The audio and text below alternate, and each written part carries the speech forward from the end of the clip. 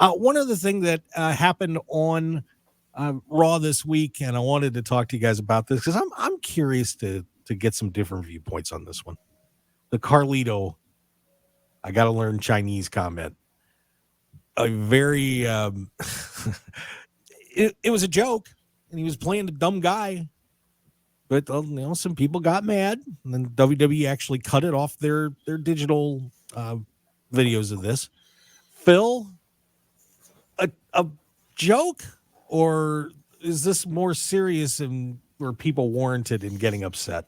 I think it was meant as a joke. It was not taken as a joke. That's where it went wrong. I think what we've talked about before is if you look at how the WWE has structured some of their groupings of talent, it is looking like they've grouped them by racial association. Mm-hmm. And so this is also the negative consequence of doing that, because then it's like, well, I'm going to make a joke that seems to be about me, but is using what is now exactly what's happened. It's become a racial insensitivity. So it's like, well, you did that because you were targeting a group using another group, and it becomes very challenging. And so maybe you shouldn't put yourself in a situation where that happens. Yeah, Stu, what was your reaction when you saw that hit? Exactly what Phil said. I think it was meant as a joke. It was meant to, Carlito was trying to make himself look stupid and ended up not being a joke. There are better ways to do that. The fact that WWE put Carlito in that position is unfortunate. However, giving some of the things we have learned through all these different lawsuits, through the Netflix documentary, through other just following WWE, WWF for all these years, sadly, it's not terribly surprising.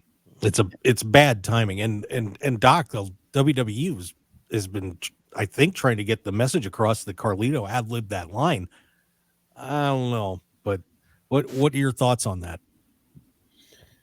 I mean, it's the kind of joke you would have expected Stifler to make in American Pie. Like, it's right. Really, yeah, I'll give that. Yeah, it's really not that funny, even if you take out the offensive part of it. It's just dumb. So if Carlito ad-libbed the line, it flopped, and he's a veteran. He should know better. Like, and he's also somebody who's likely dealt with being stereotyped racially at some point in his career. So you would hope he would maybe be a little more sensitive to something like that. But, yeah. It's one of those things that, like, it's an unfortunate incident, but it's also not the end of the world. If Io and Kyrie were upset about it, I'm sure Carlito probably apologized. Mm-hmm. I don't think it's the kind of thing that's going to lead to him being fired. No.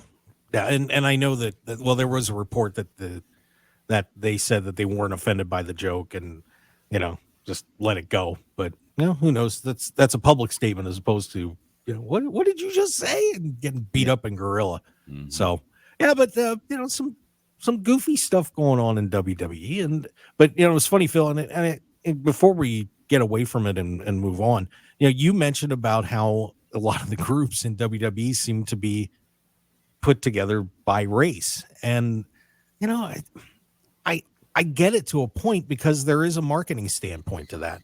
But, man, wouldn't it be nice to see, a black wrestler and a Caribbean wrestler and a white guy and, in a stable together just one time, wouldn't that be interesting? I mean, I'm not gonna lie. Like, I remember the WrestleMania that was in New Orleans. My brain is now forgetting which one that was.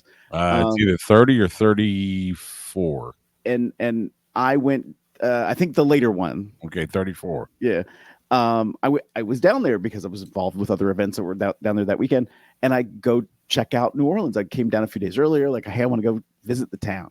And I go to the Civil War Museum, which was a little bit more about the War of Northern Aggression than it was the Civil War. And I walk out, and they had done the pillars on the street with like banners for WrestleMania. And the people featured on the banner were the New Day. And I was like, I don't know if this was intentional or not, but damn, I like it. Like, Yeah. this was the right place to go. And now I'm like, why can't we mix it up? Like, come on, guys. And it would be an interesting question to ask, because one thing, I'll tell the story in real fast. I was at a SmackDown when Bailey stabbed the Bailey buddies, but I was sitting with an African-American family, and when the New Day came out, the kids that were there just went crazy. They loved those guys, and then, and I get that you see, someone that looks like you and you identify, and it makes you happy, so I get it. But at the same time, it would be nice to blend things up. By the way, Bonnie Scoop's in the chat box, and I always have to give him his shout out. Yo! So Scoop's there, yo. Which, by the way, that's another reason why you shouldn't break up the New Day. I am totally against this stupid storyline about Xavier Woods. It's kind of like, you don't break up the Rock and Roll Express, you don't break up the Road Warriors, you don't break up the New Day. I would agree with that. I'm not happy about it. I guess they're just trying to get Woods his push, but they can do that without breaking them up, without making them go against each other. Yeah, they did it with Kofi and Big E. Right. Yeah, poor Woods. I mean, he did win the King of the Ring tournament, and then nobody did anything with him. So it was kind of, I don't know. Give that man the IC title. That's what he's been lobbying for years. Mm-hmm. Yeah, that'd be fun. I'm down with that. Hi, pro wrestling fans. Mark Hoke here. I'd really appreciate it if you would take a moment to join the Mark Hoke Show family, and please click on the subscribe button below. Also, please stick around and check out the incredible sponsor of this video. Thanks for joining us, and we'll see you again on the Mark Hoke Show YouTube channel.